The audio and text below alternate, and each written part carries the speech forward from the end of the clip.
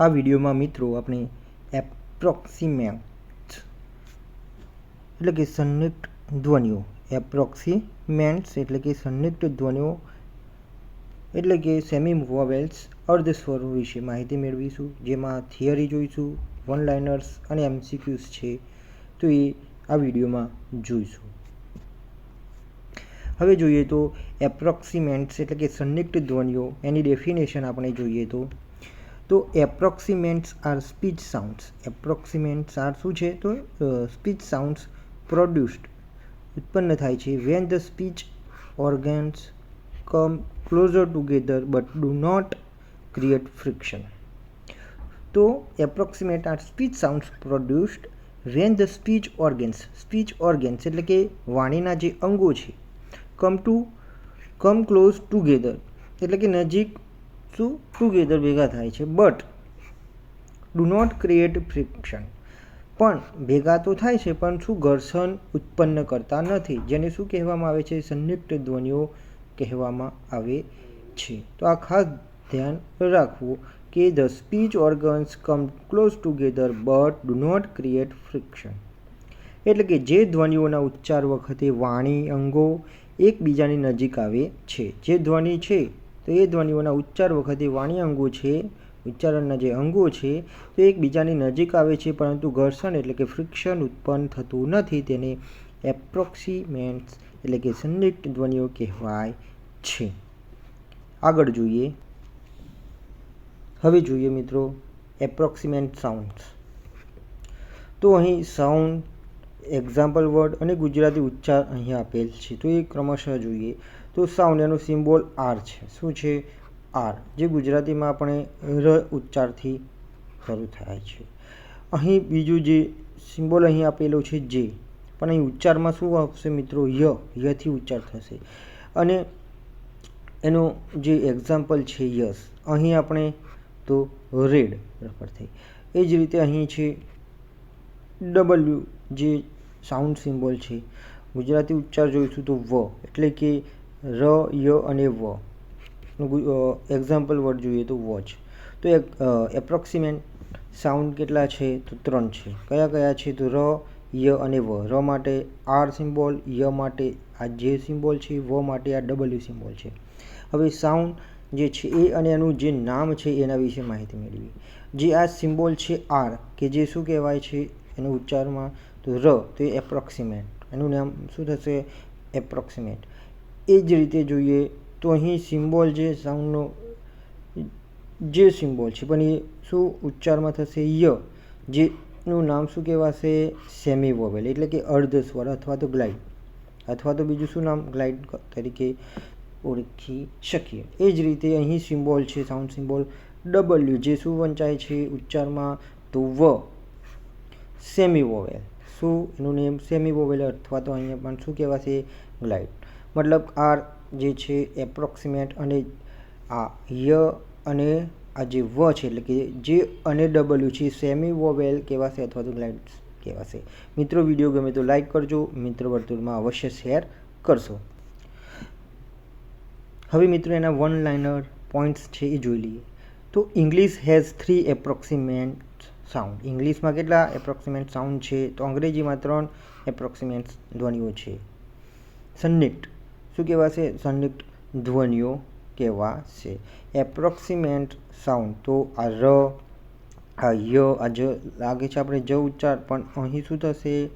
ય, પછી આ વ, ર, જ અને વ, આ એપ્રોક્સિમેન્ટ સાઉન્ડ છે. તો શું કહેવાશે? એપ્રોક્સિમેન્ટ સાઉન્ડ્સ એટલે કે સંયુક્ત ધ્વનિ. Approximants are produced without friction. Approximate મતલબ એ શું આવશે તો ઘર્ષણ વગર ઉત્પન્ન થશે. શું? તો ઘર્ષણ વગર ઉત્પન્ન થશે. જે સ્પીકિંગના ઓર્ગન છે, બોલીના ઓર્ગન છે, તેમાં કોઈપણ પ્રકારનું શું ઘર્ષણ આવશે નહીં. એ શું શેમાં આવશે તો એ એપ્રોક્સિમેન્ટ એટલે કે સંયુક્ત ધ્વનિ. એપ્રોક્સિમેટ ધ્વનિઓમાં ઘર્ષણ ઉત્પન્ન થતું નથી. Approximants are classified under manner of articulation. તો આ કોની નીચે ક્લાસિફાઈડ થાય છે? તો એપ્રોક્સિમેન્ટનું વર્ગીકરણ એ ઉચ્ચારણની રીતે એટલે કે મેનર ઓફ આર્ટિક્યુલેશન હેઠળ થાય છે. તો અહીં આ જે સિમ્બોલ છે જ એટલે કે ય છે એ શું કહેવાશે? તાળવ્ય અર્ધ સ્વર ધ્વનિ. તો શું? પેલેટલ એપ્રોક્સિમેન્ટ. તો પરીક્ષામાં પૂછાય કે પેલેટલ એપ્રોક્સિમેન્ટ જે છે એ કયું છે? તો જો આપણને યાદ હોય તો એ આપણે લખી શકીએ. તો આ જે છે જેનું ઉચ્ચારમાં શું? ય. એ જ રીતે ર જે છે એને શું? તો અનુનાદી એટલે કે અર્ધ સ્વર ધ્વનિ. અનુનાદી અર્ધ સ્વર ધ્વનિ એટલે કે એપ્રોક્સિમેન્ટ થશે. એ જ રીતે આ ડબલ્યુ એટલે કે એનો ઉચ્ચાર થશે વ. ઓષ્ઠ્ય કંઠ્ય. ઓષ્ઠ્ય અને કંઠ્ય અર્ધ સ્વર ધ્વનિ. ઓષ્ઠ્ય ઓઠનો ઉપયોગ થશે અને કંઠનો ઉપયોગ થશે. ને કેવી ધ્વનિ? તો અર્ધ સ્વર ધ્વનિ. ઓષ્ઠ કંઠ્ય અર્ધ સ્વર ધ્વનિ એટલે કે લેબિયો વેલર એપ્રોક્સિમેન્ટ. તો આ ખાસ મિત્રો ખૂબ જ ઇમ્પોર્ટન્ટ છે, એ ખાસ યાદ રાખવું. તો શું થશે? તો ર પછી ય અને વ ને માત્ર એપ્રોક્સિમેન્ટ્સ એટલે કે સંનિગ્ધ ધ્વનિઓ જ નહીં પણ સેમી વોવેલ્સ એટલે કે અર્ધ સ્વર અથવા ગ્લાઇડ્સ પણ કહેવામાં આવે છે.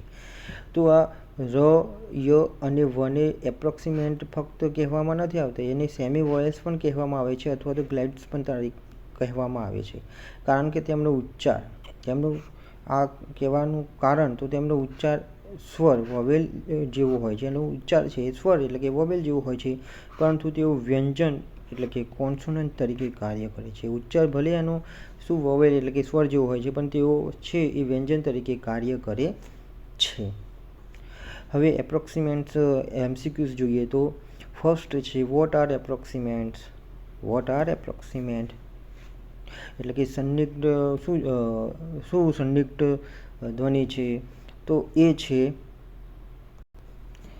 ઓપ્શન એ છે sound produced through the nose, sounds produced with friction, sounds produced when speech organ come close without friction. તો શું આવશે? Without friction. તો sound produced when speech organ come close without friction એટલે કે સાઉન્ડ ઉત્પન્ન થાય છે એ વખતે શું થાય છે? ઓર્ગન જે છે ભલે નજીક આવે છે પણ કોઈ પણ પ્રકારનું ઘર્ષણ ઉત્પન્ન કરતા નથી. તો આન્સર સી આવશે. તો એપ્રોક્સિમેન્ટમાં વાણી અંગો નજીક આવે છે પરંતુ ઘર્ષણ થતું નથી. સેકન્ડ નંબર છે how many approximants sound are there in English. કેટલા આવશે મિત્રો? તો 3. કેટલા? 3. થર્ડ છે which of the following are approximant sounds. સંનિગ્ધ ધ્વનિઓ કઈ કઈ છે? તો કયા આવશે? તો બી, ર, ય અને વ. 3 છે. કેટલા છે? 3. ર, વ પછી ય અને વ.